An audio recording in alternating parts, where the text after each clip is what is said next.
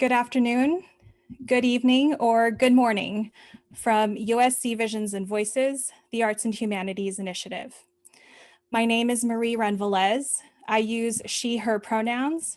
I'm a cis woman, Asian American, Filipinx with tan skin, round face, wavy ear length black hair, wearing rounded brown glasses, a white knitted sweater, and I'm standing in my small home office space in front of a white wall with some Visions and Voices artwork, my brand new plant baby, and some multicolored string lights that I'm deciding if they will stay up forever. Welcome and thank you for joining us for today's event, Disclosure, a discussion on trans lives on and off screen. We have people tuning in from across the country here today. And at Visions and Voices, we believe it's important to open our events by acknowledging the Indigenous land that we share. By presenting conversations like the one we have today, part of the work that we do is to make the invisible visible. Visions and Voices is a program based at the University of Southern California in Los Angeles, and we acknowledge that both the University Park campus and the Health Sciences campus were built on the ancestral and sacred lands of the Tongva Nation. We honor the Tongva and all Indigenous people, past, present, and future, and we pay respect to their continued survival and contributions to our society. We also honor the legacy of the African diaspora, and we recognize that this country would not exist without the free enslaved labor of Black people. We share these acknowledgements to raise awareness about the histories that are too often erased or forgotten, to pay respect to the original caretakers of this land, and to recognize our place in this history. We invite you to help us continue this practice of honoring Indigenous land and people. So in the chat, please share the names of the Indigenous lands that you're on. And if you do not know, we recommend looking it up at nativeland.ca. We will put the link in the chat. Thank you. I would now like to hand this off to the amazing people who have worked very hard to bring this event to you today. Please welcome USC Professor in English, Bridget Mullins. Thank you, Marie. And I want to thank all the folks at Visions and Voices for sponsoring this panel discussion and also the creative writing workshop on Friday. I first heard about Disclosure when editor, publisher, and friend of Cutting Edge Writers, Amy Shoulder, visited my class. Amy was working on Disclosure as a producer. And after I saw the film, I was blown away and started to think about how to bring it to USC and share it with my students. So tonight's event is the result of that brainstorming session. So I will now briefly introduce our three panelists and our moderator. The panel discussion will last for about 45 minutes, and we will have time for Q&A with the audience. So as you feel questions brewing, you can type them into the Q&A icon at the bottom of the Zoom screen. So I'll just start with our panelists, say a few words and then turn it over. You will recognize the legendary actress, singer, author, and activist, Alexandra Billings. There she is. Currently, she plays Robin on The Conners, and she has also starred on Transparent, Grey's Anatomy, and many other television shows and on Broadway. She has appeared in many films and musicals, and she is a stunning singer and cabaret performer. She has been recognized with multiple awards for her activism, and she was inducted into the Gay and Lesbian Hall of Fame. She is also a professor of acting at USC's School of Dramatic Arts, where she recently started a scholarship for LGBTQ students. I am so delighted that she could join us. Thanks, Alexandra. Thank you, my friend. I want you to follow me around and just say all of those things all day. It would be a dream come true for me to follow you around. So great. I'll be extra heels soon. Okay. Our next panelist is writer and actress, consultant, and advocate Jen Richards. Jen is currently working on there she is. Hi, Jen. She's currently working on the TV show Clarice. And I just saw on the news yesterday that she has been cast to appear on the show. You have to do a lot of Googling to keep up with the ongoing accomplishments of Jen Richards. She is also a wonderful writer and essayist. Her work appears frequently. I'm thrilled that she could be here with us today. Hi, Jen. Thank you so much. And I'm never following Alexandra Billings again.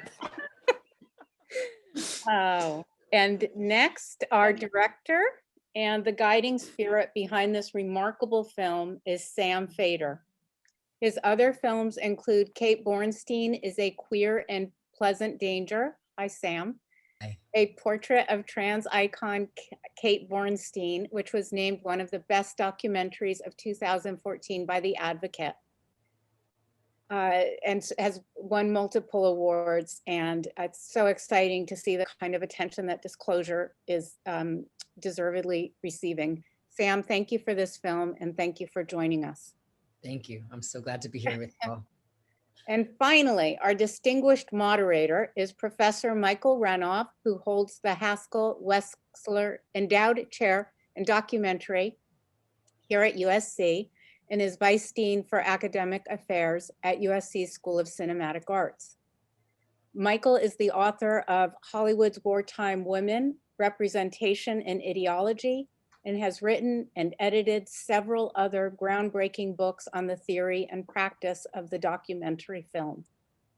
Professor Renov co-founded Visible Evidence, a series of international interdisciplinary documentary studies conferences. He is one of the editors for the Visible Evidence book series, which has published 27 volumes on various aspects of nonfiction media since 1997. His teaching and research interests include documentary theory, autobiography and film and video, video art and activism, and representations of the Holocaust. I'm so happy he could be here to moderate today's discussion and also to help us put this event together. Thank you so much, Michael. And just a reminder that after the panel discussion, we will have time for a Q&A. So as you feel questions brewing, post them, especially my students. And I am going to turn it over to Michael Renov. I'm very excited to have this conversation and to be part of it. Welcome to our panelists. Welcome to USC. So glad that you could be with us. And I think we've got a good audience, and I'm looking forward to the conversation. Documentary film is one of those things that kind of stimulates conversation, or a good one does. And I think this film is more than a good documentary. I think it's one of the best of the year. And a very good year of documentaries. And I think this is one that is getting a lot of attention. On Rotten Tomatoes, you're hard pressed to find someone who has anything bad to say about it. I'm not sure if that's good or not. It's still scary.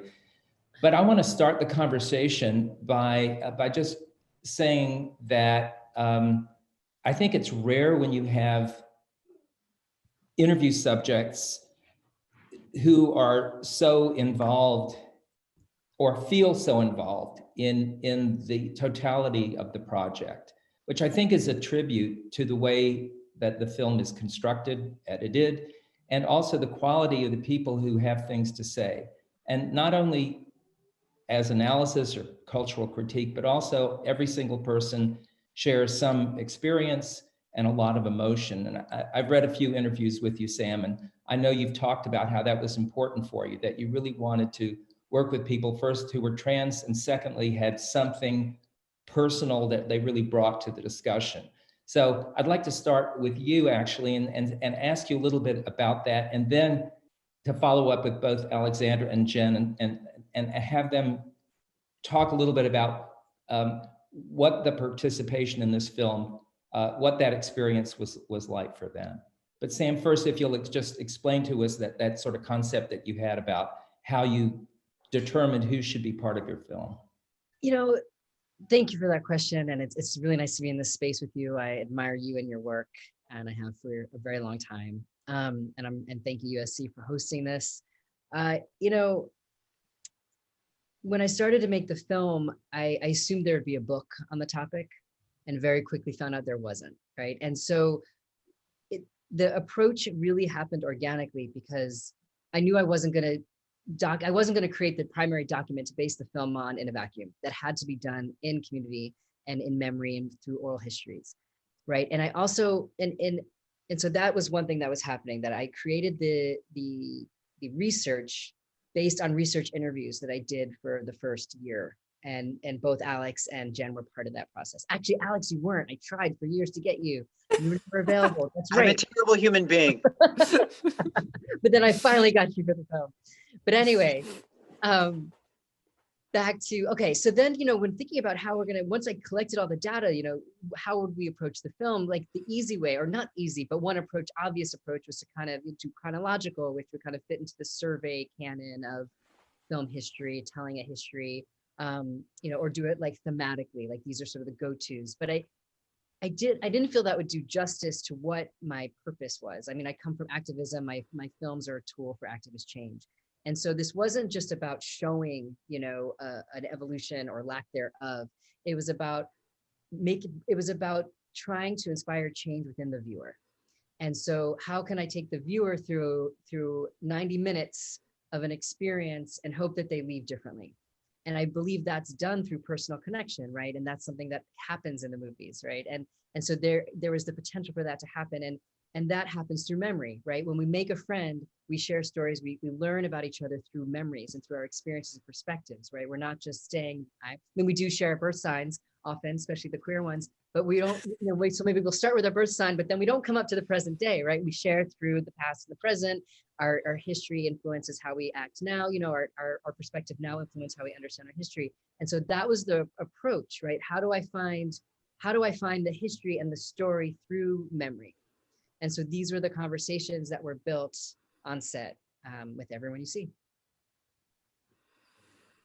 Alex, maybe could you say something about, since you were so hard to get, could you say something about, what you came to this experience expecting, and then what it kind of delivered for you? Well, let me say, the reason I was hard to get is because I'm a coward. So let's just put that out in the ether. Every time, I'm 58 years old, I'll be 59 in 2 months. And every time I get in a room, as the older I get, every time I get into a room with me and other trans people, I am filled with a sense of wonder and awe, because I come from a generation that this was bizarre to think. First of all, we'd all be in the same room together, and second of all, they're going to make a film about our contributions to art. Are you nuts? So I was so overwhelmed by Sam's and Laverne's the idea of it was extraordinary to me, that they would create a space where we could all get together. And I was as confused as everybody. I didn't know anything. I mean, I was like, well, how far are we going to go back? Was that a couple of years? Like, I didn't know anything. So it was a great learning experience for me. And just the fact of it, the fact that it exists, the fact that everybody said yes, the fact that I'll tell you something, what's amazing to me is passing your trans family in like dressing rooms or down hallways, or because it's the only time we see each other, because we're so busy. Well, because we're so busy, thank goodness. But it's the only time, like when Jen and I popped on this little schmengy here, we couldn't shut up with each. We're like, hi, because it's the only time we're able to be in family, in a familial way with each other. So what Sam and Laverne and everybody involved, the crew, everybody in this project did was create a familial space where we could recognize and remind not only each other, but total strangers, that not only were we here, but that we are going to continue to be here. That's a gift I'll never forget. Thank you. Jen, what's your feeling about all Well, unlike Alex being hard to get, I'm very easy to get, as it turns out. So I was part Sam and I have been friends going back well before disclosure. And so I was one of the initial interviews and was just 100% fully on board with, well, frankly, with anything Sam wanted to do, but all the more enthusiastic about this particular project.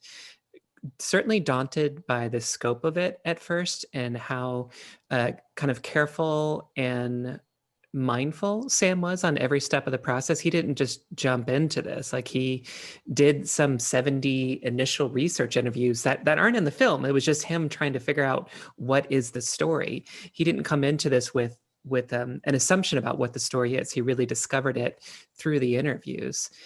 And then, just like Alex said, actually being on set, I mean, I think I did a total of 9 hours of interviews over like 3 different sittings. And every time there was a sense of family. I mean, that's exactly the right word. And for those of us who are in the industry, we're pretty well accustomed to, if we are ever in a space, we are the only person like us in that space. And I think we do that in part, like Alex and I have got to the point in our career because we can do that. We're good at doing that. We can just go on, and we've built up that armor, that disarming charm, or whatever it takes to function alone in those spaces. But to be able to let all of that drop and just be truly uninhibited, truly be vulnerable, not to be encumbered with the kind of typical self-consciousness that comes when you're around a group of people who not only whose identity is different than you, but for whom your identity might be threatening in some way, shape, or form. To let go of all that created a magic that, I mean, there's an alchemy there, which results in the poignancy and how personal the stories in the film end up being. That's just ultimately a credit to the atmosphere that Sam created. And I'm going to say this compliment early in this so I don't forget it again, because I had a realization just a few days ago, in fact, that one of the things about disclosure that's easy to forget, and I think this is probably true with any documentary with like a lot of talking heads, is that the 30 or so subjects in disclosure, every time we are laughing or crying or feeling pain, we're talking to Sam. Like, this entire film, I mean, like, Sam's never in it, he's never visible, but he's the one we're having all of those conversations with. It's Sam. I'm looking into Sam's eyes when I tell those stories. You know, Sam's the one that we have that connection with. And for him to be able to do that, to cultivate those kinds of relationships, to develop that kind of rapport with such a broad spectrum of people is really a credit to him. And I think you see the results on film. Yeah, I have to agree from just the spectator's point of view. It does come across. There's something that's very fluid about the way the conversations are punctuated, especially, and this is hard to do. I think you have very emotional moments, in fact, kind of bearing witness to one's experience, and then that's interspersed with something like illustrative material from literally hundreds of both films and television programs over 100+ years. So that kind of, and then I thought, well, there's probably an army of people who must have been on the editing team, and I only saw one editing. Yeah. Which means that Stacey Gold, yeah. Yeah, but it means also, Sam, that you must have been, really deeply involved as well in crafting. And I also read that you were very concerned that you wanted to have a kind of a continuity in background for when you did the interviews. You wanted people to come here so that you could have real continuity, visual continuity. And I think that's really smart, because instead of being distracted by backgrounds as we are here, in the film, you're really able to zero in. And I want to say something about talking heads. I mean, I teach documentary, write about it. And I'm guilty of using that phrase too. And it's usually a put down, but there's something about, these were not just heads. And I really was thinking about this, having watched the film a few times now, that there's a lot of performativity that you give space for. And it's not an accident, because most of these folks are performers, most of them, not all, but most. And so I think that there's some way in which people are allowed to kind of embody their testimony, and you give space for that in a way. I wonder if you could talk about that. Caroline Labresco, right, who worked at Sundance as a senior program for many years. She came on as one of our executive producers. She said it so beautifully. I was so flattered the other day. She said that these aren't talking head interviews. This is almost like a verite in the sense that we're seeing people come to realizations in real time, like processing information, remembering something they hadn't thought about in decades.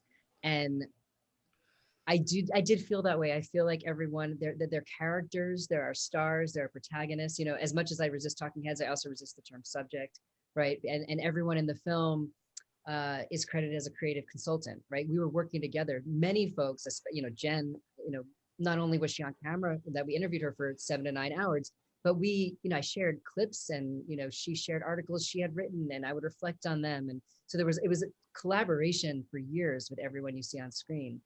And so, yeah, I do think it moves beyond that because it's not people just giving expert critique, though everyone is an expert in what they're saying, but they're sharing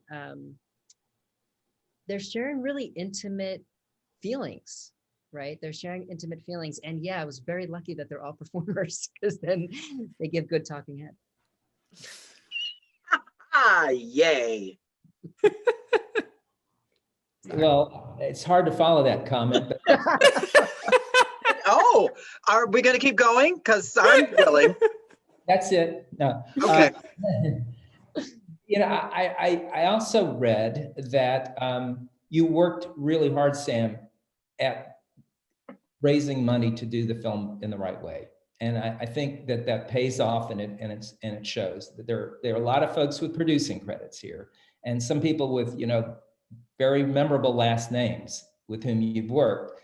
And it's great. And I wonder if you could talk about that because that's a kind of ambition, in Hollywood for many decades, people would always say the highest compliment was every dollar's on the screen, and I think you've accomplished something of that. And yet, unless people know the cost of documentary film and what it costs to license material, et cetera, it may not be as clear as to why you knew you needed to do this the right way and why that meant you needed real good support from the community. Could you talk a little bit about that, please? Yeah, there's a lot to say about that. I mean, the first thing that comes to mind is that I've been doing this for 18 years, right? And I don't think Disclosure, I think it's a beautiful film. I'm really proud of it for, a lot of the reasons we're talking about, but I don't think it would have the reach had I not built community these past 18 years and community of other filmmakers and activists and actors, I've already been through making films 3 times. And so now I finally understand that you have to build your team, right? That, even just looking at our Sundance premiere photos, there's like 30 people that came out to Sundance, which is not an easy trip to make. But they've been part of the team for so long. So names that you mentioned, like Abby Disney, right, is one of our EPs, right? A well-known name. I had applied to her fund Fork Film in 2017. I got rejected. I applied again in 2018. We got it. Then we happened to meet her. She fell in love with Laverne. She offered to do a house party. At that house party, we met Mona Sinha, who became another one of our EPs. Kat Gund, who had been one of our pre-existing consulting producers, also was at that house party. And I had known Kat Gund because she had supported my other film, years before that. And then Jenny Olsen, who's also a luminary in the world, like she and I met in 2006 at Outfest at the DGA with my first film. So that's what it takes, right? To make a documentary and to have a reach. You really need, when you're an indie filmmaker, right? You really need that. And so it was building that real grassroots team of fundraising, but also, the budget was 1.2 million, which is high for an indie doc. It's really high. But once it became clear that this had potential, like of a certain reach, like I knew that the standard had to be really high. The production, I mean, I'm very aesthetically driven. You're talking about the set we created that was really intentional, and it was intentional because the material that we were going to be seeing, the archival material, was going to be so vast, from everything from aspect ratio to palette to just the texture going from film to high def, so that we needed this consistent set so that the eye could rest, right? So that the mind could reflect on what the person was saying and still take in the images they were seeing. So, and that costs a lot of money to set up, to create a set, right? And then fly people in. So I knew, and then also, it's really important to me to pay everybody, everyone you see on screen and everyone behind scene. Paying the person on screen is highly contested in documentary film, but I have a very thorough argument for why I believe it is 100% necessary. And so that costs a lot of money. And then paying everyone their day rates, right? Also, I did not ask for any favors. And then we had a fellowship program. So everyone that we prioritized hiring trans people, because it was just as important to have trans people behind the scenes as it was telling the story in front of the camera. And when we couldn't hire a trans person, we mentored a trans person, and they were all paid. And the food had to be really good. So craft services, right? A bunch of queers on set need to feed them really well. Honestly. So, it just 18 years into making indie docs, finally having an opportunity to work with people like Laverne and Abby, and Caroline, I knew it had to be done the right way. So it was very hard to raise the budget. There was times we turned away large sums of money, like hundreds of thousands of dollars, because there was a conflict in ethics, right? In their approach and how they wanted us to approach it. And I just, that very stubborn in those areas. And then also some people said, well, it's a great film, but I don't know. I mean, you should really hire the best people, not prioritize hiring trans people. They didn't want to fund hiring trans people. We were like, well, trans people are the best people for this. So we did get a lot of pushback for our budget. But I'm glad that we stuck to it. And I think it shows. I think, all the digging in our feet in our values and our ethics, and having Laverne and Amy on my team from the beginning, and having them, we saw eye to eye on these things. So we're, that was incredibly meaningful, and I think it made it really impacts the final product. And to that front, like Sam never told me I had to sleep with donors. Like he really provided a space in which we felt autonomy to do that because we wanted to contribute to the film. So. Right. That's right. Yep, that's why Jen gets extra credit in the credits. Yeah, she does. Darn tootin', she does. She said interviews for 9 hours, but it was really just like an hour that I interviewed. Interviews. And the rest, interviews. Oh, it's late night in Toronto, so I'm sorry. That's right. I'm going a little blue. Okay, so this is one of those films that it's so clear that you had strong intentions about what you want to do with this film, what you want the film to do in the world. And so I want to raise the question of audience. We have, an audience with us now that's not exclusively a university or a college audience, but you are, affiliated at this moment in this conversation with the university. So there's that kind of educational audience. There's Netflix, which is a platform that's as global as they come. There's the trans community. You're speaking to them. You're also trying to speak to a much broader audience that has very little understanding of trans life and history. And so I wonder if each of you, I would love to hear what thoughts you have about, maybe it's as simple as, do movies really change the world? Or what about this movie? Do you have any aspirations or thoughts about what you'd like to see happen on the heels of this film's release and its distribution and its continuing discussion in the public sphere? And instead of starting with Sam, I want to start, with Alex. Oh God. You're a college professor. You know how to. Listen, don't rub it in, mister. I don't know. Look, here's what I'm going to say. I think, does film change the world? Does the world change films? I have no idea. I think that art is a reflection of life and life is a reflection of art. I certainly think that this particular film is creating a portal that is brand new. And that's everything. I mean, if we're not in the center of, there's a difference between invention and creation. Invention is cerebral and analytical, both matter and both are gifts. And creation is more heart space and instinct. And although both of them, I think, have equal weight, this film is about both of those things. It is a very cerebral, analytical, literal view into the historical contributions of a marginalized community. And it's also fabulous. I mean, literally fabulous. Like there's moments when you just go, who knew? So I think that, is it going to change the world? Yeah, I do think it's going to change the dialogue of the world. I really do. I think that, I'm on the TikTok like the kids are, because I love the TikTok. She's a TikTok star. I love Listen, her. honey, I love the because I've been lip syncing, darling, since the late 1970s. So don't even come at me. But anyway, so I'm on the TikTok, and the kids and now they're all my grandkids. They're so young, these children, but I get a lot of hate mail on the TikTok, strangely, from a different generation, and of course from a different community. But I always answer them in ways like, hey, why don't you hey, Judy Garland. I just try and answer them in a way that's about light and love.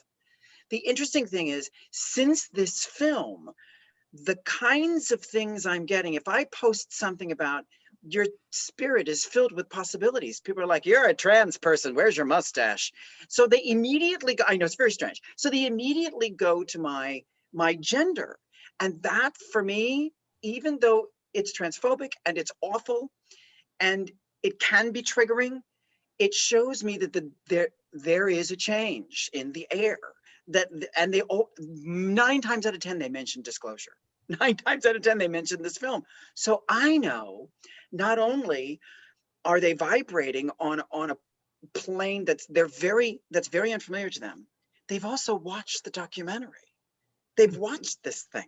And I've told them that a couple of times, and I thank them. And I'm like, look, I know you're confused, and I know that you don't have any words for what you're trying to ask me. I know you want to ask me a real question. I thank you for watching this film. I really think it's creating something brand new for everybody. Great answer. Jen. Yeah, I usually answer that question a little cheekily, but in this case, I've already seen really tangible impact from disclosure. It's public as of, I think, yesterday or the day before, but I'm in Toronto shooting a new TV show called Clarice, which is a spinoff of Silence of the Lambs. The show had already been in development when it was already slated to go into production. And then the producers saw disclosure and thought, oh shit, we need to change this show. And they brought me in as a consultant. They brought in a trans screenwriter to write an episode. There's a 3-episode arc for the character, and eventually they asked me to play the part as well. And it's a direct response to disclosure, talking about Silence of the Lambs and its legacy. I mean, it's a 1-for-1. Like, they saw this and said, oh, things have to be different now. And that's just the most recent example. I had in our industry, we have what are called generals, which is where we sit down with someone just to kind of get to know each other, like producers or casting directors or whatnot. And I was meeting with the entire casting team of a major network, like 7 casting directors from all across the country. And typically in a general, it's my kind of opportunity for education. Like, I'll spend the first half hour of a general just kind of getting people comfortable, and then introducing them to ideas around trans representation, the importance of hiring trans actors, of trans people behind the screens, the problematic nature of previous representation, what needs to be done. And there's always a light bulb that clicks in those conversations, but it's one person at a time, year after year of doing that. And I had this particular meeting with these half a dozen casting folks, and I started to go into that, and they're like, oh, we've seen disclosure, we love it, we learned so much from it, and it's why we want to meet with you, because we want to do better. Like, we were just suddenly on the same page. Like, I don't have to do all that education anymore, so we're just starting at a different point in the conversation, and it allows us to go so much further. And that's just the practical stuff for our industry. The way that any kind of trans representation that is empathetic, that is kind, that includes humor, that includes the full spectrum of humanity, resonates with a more general audience. It humanizes us to people who might not otherwise, who would otherwise see us as other, and it's profoundly inspiring and affirming to trans people, or to people who are working through gender issues, as pretty much we all are in some way, shape, or form. I mean, before we came on, Alex was talking about kids that show up at her performances of Wicked and now say like trans kids who think like, oh, now I can grow up and I can play Glinda or Elphaba. It creates an opportunity for aspiration, and that's profound and can't be measured. Sam, I'm waiting for you for last because I'm glad to hear you. I was watching you listen to their answers, because it's got to be so rewarding for you to realize the ripple effect, because multiply that by, I don't know, a factor of 1,000.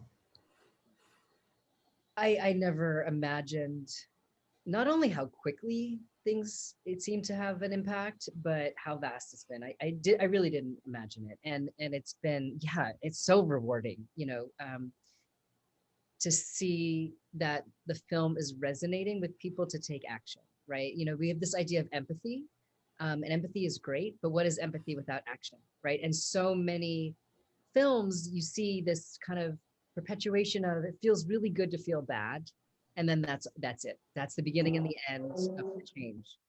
But so to see that people are feeling a sense of empathy and connection and then taking action after that is mind-blowing. It's incredibly meaningful and encouraging and affirming, and of course we want to see a change in the industry, and that's and we're having these conversations, and I'm thrilled. And we're also hearing from lawyers that are defending trans clients that they'll watch Disclosure in order to prepare an argument. And that's where I get like really full of excitement and pride and encouragement that this could actually save someone. This could make a life or death change for somebody. There's a group of lawyers in California that use clips of Disclosure to educate one another about the biases they might have towards trans people in the courtroom. Like, again, that's really meaningful. And so, when I sort of have this sort of struggle sometimes of like, oh, it's Hollywood, is just entertainment, but I know on a deeper level it's not. It deeply influences ideologies. So to have these reminders that it really is actually having real life implications for people. And I've even been asked to come do like talks with diversity, inclusion, and equality at like organizations and corporations to talk about our hiring practice, to know that that's resonating beyond the film, and to talk about how to be more inclusive in your hiring practices.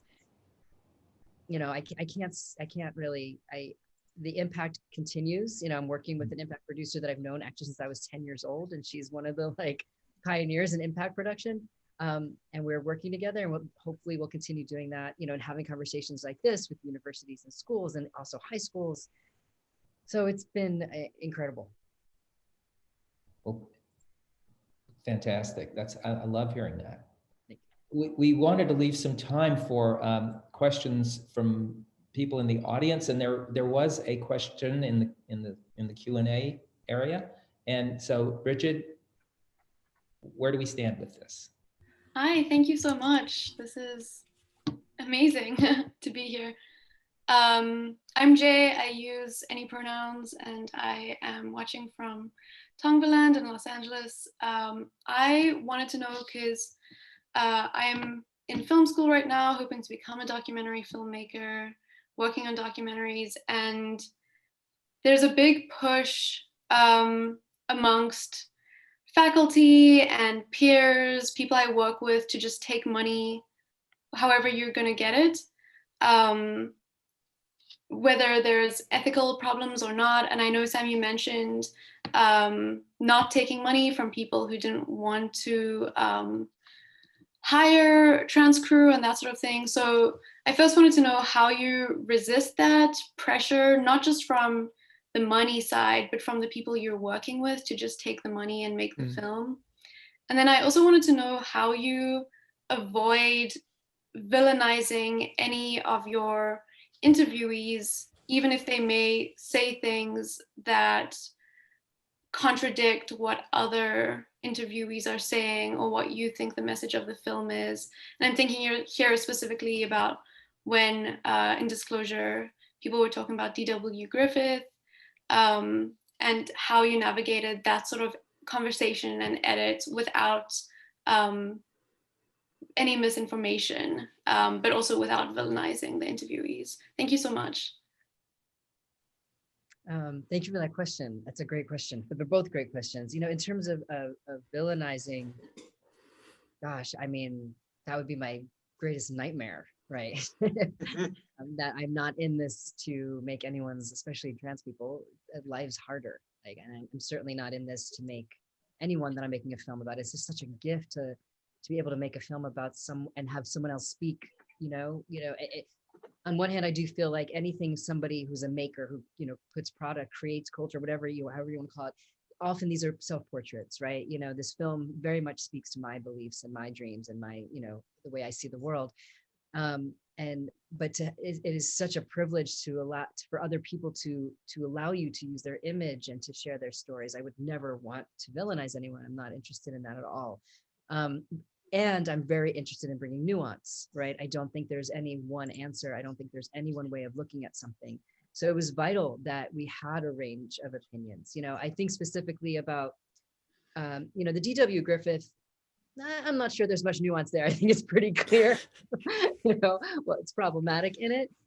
So I can't really say I was going for, it was, yeah, I mean, that was just pretty clear that it's problematic, and there needs to be a lot more context when talking about DW's work.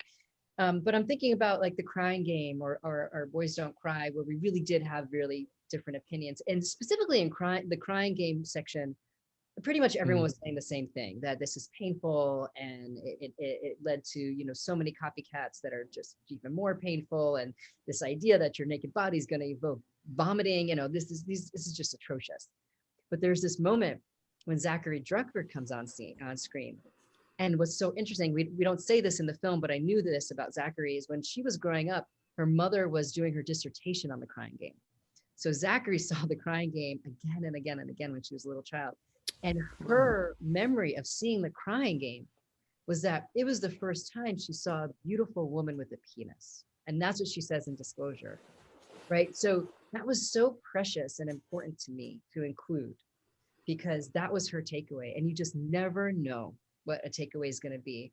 And this is all so complicated. And there is no one good way. There is no one bad way. I think, you know, something that Jen and I were talking about in a different Q&A, I don't know, yesterday, 3 years ago, I don't know, was that we want to see messy stories. That we want to see messy stories that are nuanced. Like, we do not want things to be sterile and perfect. We are not sterile and perfect, but it's like when you can do messy with nuance, with complication, with community, with love, with actually what it is to be a living human being, that's what we want to see. And so that in an effort to like achieve that somewhere in the future, I wanted to start to model that in the film, right? That things are messy and complicated and there's nuance to everything. In terms of your earlier question, that's hard, right? You know, you have to be also, I've been doing this for 18 years. I'm wrapped in a lot of privilege. You know, I've had a lot of education. I'm white. I mean, I have I moved through the world with a lot of privilege, which I think has allowed me to feel that I can be really stubborn, you know, whether I want to attribute that to my personality, there's also a lot of privilege in that. So it's hard for me to really speak to that in terms of like a teaching moment or how to make a film. That is just how I can wake up in the morning, go to bed at night, is to know that I have checked the boxes of what I think is the right way to move through the world. And I can't compromise certain things. I just can't. But that is not for everyone. And that is not the way some very important documentaries need to be made. Like, some people do really need to make compromises, and there's nothing wrong with that. That's just mine. I hope that helps. Thanks, Jay. Thank you so much. Bridget, I think there are a couple more questions, aren't there? Yes, and we have someone joining us who I don't know where you just went. Rui Machada? There you are. Hi. Way. Hi. I'm a cis woman, Japanese, living in Los Angeles. I watched the documentary a month ago. It was recommended by my friend, and I was blown away by how like interviewees were, you know, bold and straightforward and very courageous to share, you know, their true feelings. And my question is, my friend and I are developing a first feature film centering a trans woman.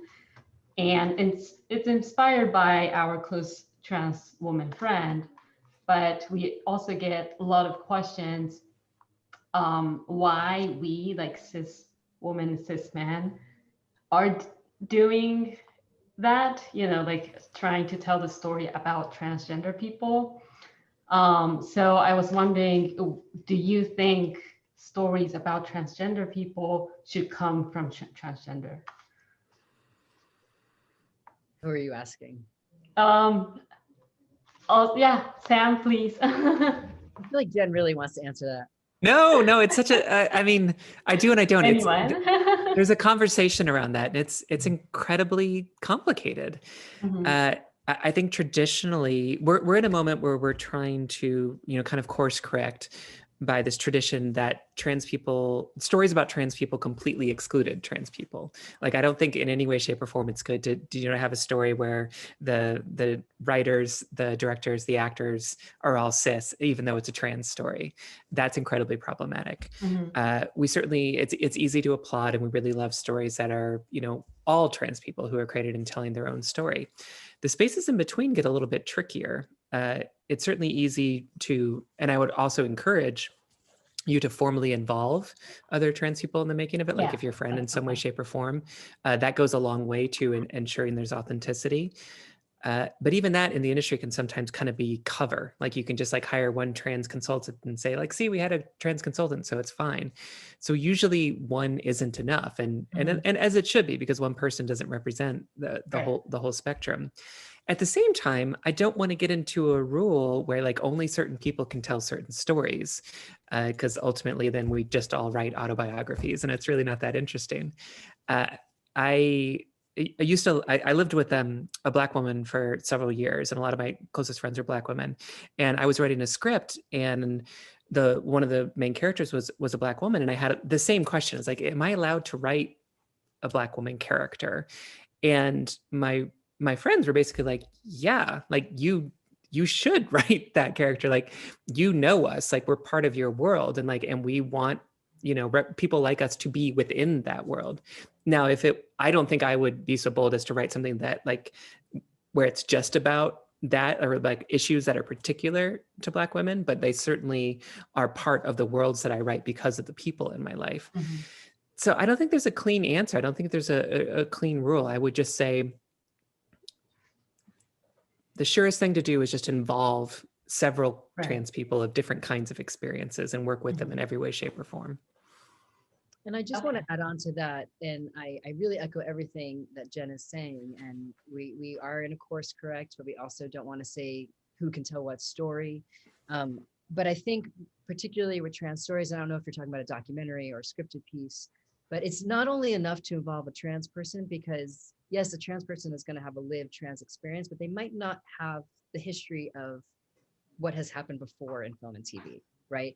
And so I think that's the crucial part. I've seen many scripts by trans people that use trans people as narrative twists, right? That have the reveal, that have the disclosure, that have the deception, because it's all they know. And I was guilty of that in my early films too, because it was all I had seen. And I thought that's how you tell a trans story. So I think that's also critical, because even now people that have seen disclosure are still sending me scripts that repeat these things. So it's still a tricky time, and I urge you to be really careful and do your homework. You do your homework and make sure you're not perpetuating harmful strategies and tropes, right? That you really understand why you're telling the story in a certain way, and really critically engage yourself in that. Right. And think about how you want to be treated. Because remember, coming from a marginalized place, you yourself understand what it's like to live in a white, cis, patriarchal society. So if someone's telling your story, how would you want to be represented? So just remind yourself of that too. Okay, yeah, thank you so much. Thanks for the question. We have Look forward to seeing it. Yeah, I'll try as much as I can. Thank you so much. This was great. We have time for one last question. So Please, Annie, Hi. you're on. It's nice to see all of you. I'm a big fan of your work, so it's really a pleasure. My name is Annie. My pronouns are she, her, and I'm coming from the East Coast right now. My question is directed towards Jen, but really anyone can answer it. But as an actress, a writer, and producer, is there an area where you feel like you have the most power and autonomy in terms of storytelling? And is there an area that you like the most? I think I'm a writer first and foremost. I mean, writing is what I do every single day of my life, no matter what, and I would do regardless of whether I got paid. And I absolutely do feel that is where I have the most autonomy. I mean, something that I never forget is that this, multi-billion-dollar industry, entertainment industry, all starts with a single person and a keyboard or a pad of paper. Everything, like the biggest Marvel movie to the weirdest little short film at your local festival, just starts with the writer. It all starts there. So you're the person that first carves a path through, the virgin forest where no one has ever stepped, and you create the space in which everybody else has to operate. That being said, sure, like Hollywood doesn't always respect writers, and like a lot of autonomy can be lost in the kind of greater industry. But for me, it's an area where you do have the most kind of initial power. That being said, acting also comes with celebrity, and that comes with power, and it's power is very diffuse in Hollywood and fickle. Thank you. Thank you, Annie.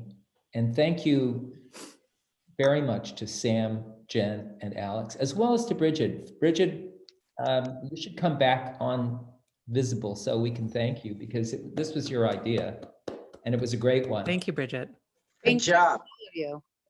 Also, great questions. We don't always get questions that are this kind of pointed and sophisticated. right. It's a credit to your students. Yeah. These students. And to you, Michael. Thank you for your questions, Michael, and for watching the film so closely. Oh, it's a great pleasure. And I'm hopeful that we can get all of you back at some future moment to do more of the same on future projects. And I know, Sam, that you thought about expanding this. You probably have other things that you also want to do, but you have so much more material to share with the world. So whatever iterations and since Jen, you're writing every day, you'll no doubt have to come back. And I have to tell you that all my screenwriting colleagues here in the School of Cinematic Arts say much the same thing. As I know a writer from a mile away. Starts with the word. It does, though. So we won't forget that. And what a pleasure. Thank you for being a USC colleague. And don't be a stranger. This has been a wonderful evening. And thanks to the audience. Great questions. And come back for more. And thank you to Visions and Voices for allowing us to do all of this tonight. It's been really a pleasure for everybody. Thanks. Thank you. Thank you. Thank you.